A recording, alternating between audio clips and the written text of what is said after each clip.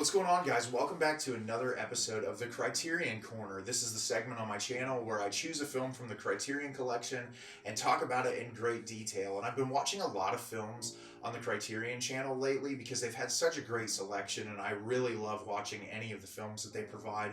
And the movie I'm going to be talking about today, I saw a lot of people posting about it on Twitter, talking about it a lot recently, and I thought the premise of it was really fascinating, so I decided to check it out. And the film I'm going to be talking about today is Belle de Jour. Belle de Jour is directed by Luis Buñuel. Beautiful young housewife Séverine Serizy cannot reconcile her masochistic fantasies with her everyday life alongside dutiful husband Pierre. When her love-struck friend Henri mentions a secretive high-class brothel run by Madame Anise, Séverine begins to work there during the day under the name Belle de Jour. But when one of her clients grows possessive, she must try to go back to her normal life. So what I can say is anytime a movie explores this idea of like psychosexuality or like this like idea of the normal day-to-day mundane culture intersected with like something hypersexualized or like looking at sex work, I'm always super fascinated to see how it was perceived, especially in different time periods.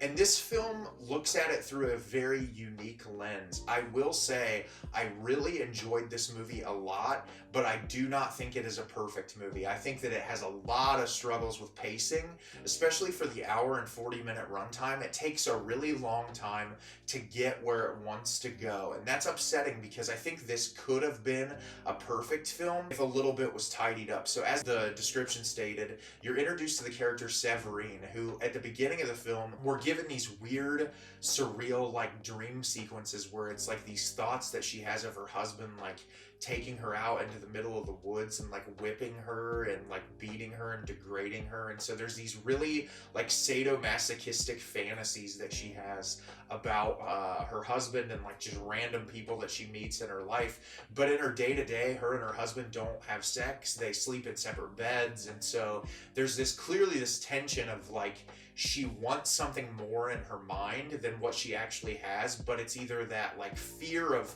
being willing to admit that she wants to have that in her life and willing to take that jump. And I thought that that was a really unique storytelling method. Well, at the beginning of the film, we're introduced to some family friends of theirs, and one of the guys that she meets is like flirting with her pretty constantly, and she's kind of like, you know, oh, I'm with him or whatever, and he's kind of just casually doing it. And one day he mentions these brothels that exist near where they live, and she doesn't believe it, and he ends up giving her an address, and he's like, I know about all these places and blah blah blah.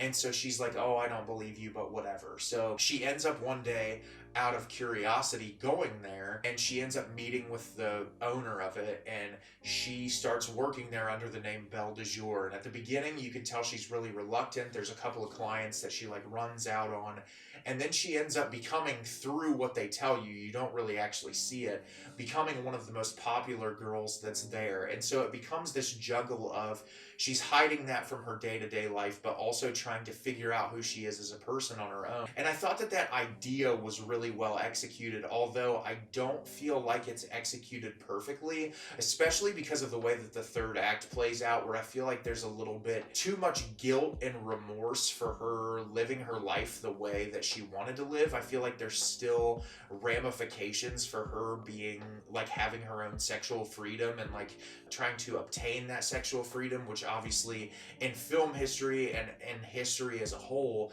women have always been degraded for having any sort of like sexual fantasies or sexual wants whatsoever. And so like seeing another movie where that was explored, but in a way that it was like at first feeling like it was championing this idea of her like grabbing hold of that and like taking charge and really using that as her power was something really great, and I was really happy to see that. But the whole third act that feels more like a decline and like it's, oh, you chose this lifestyle, so let's watch all of these negative things spur out of the fact that you've chosen to do this in your day-to-day life. And whether or not the director was intentional behind that, I don't know, because that's not his, I don't know him, but like what's interesting about it is the way that happens. And obviously he could have just been saying, this is how, like, when prostitutes work in this part of the world, this is how they're treated, this is how they're stalked, this is how things begin to happen. But I don't know, the way that it played out was not the direction I wanted it to go, so that took away from it a little bit for me as well. But I don't think that stops from this film being a really interesting exploration into the mind of a person trying to embrace their sexuality, no matter how, you know, out there some of it might be, because at the end of the day, like, as long as people are safe and consenting adults, it doesn't really matter. Do what makes you happy. And so I thought that was cool to embrace that and to look at it from that idea. I think the incorporation of, like, the bad boy character who becomes obsessed with her and, like, you know, is stalking her and wanting to find out everything about her life, was all right. It's kind of shoehorned in towards the end of the film, I feel like, to give it some form of plot arc, which it's in the general description, but it's literally like the last 30 minutes of the movie, so it's not like a majority of the runtime. I feel like it's really just put in there to do that. But otherwise, I think I really enjoyed watching this film. I think it's definitely worth watching. I don't think it's the strongest film in the Criterion collection, and I think it could have definitely used some work. It's still worth checking out if you think any of those themes are interesting. So have you seen Belle de Jour? Did you love it? Did you hate it? Leave me a comment down below and let me know what you thought. I thought this movie was really good. I don't think it's perfect, but I'm really glad I checked it out. As always, if you can like the video and subscribe to the channel, it helps me out a lot and lets me know the type of content you're looking for. I'm always putting out new material and look forward to getting more out for you in the near future. And as always, everyone, thank you so much for watching and have a great rest of your day.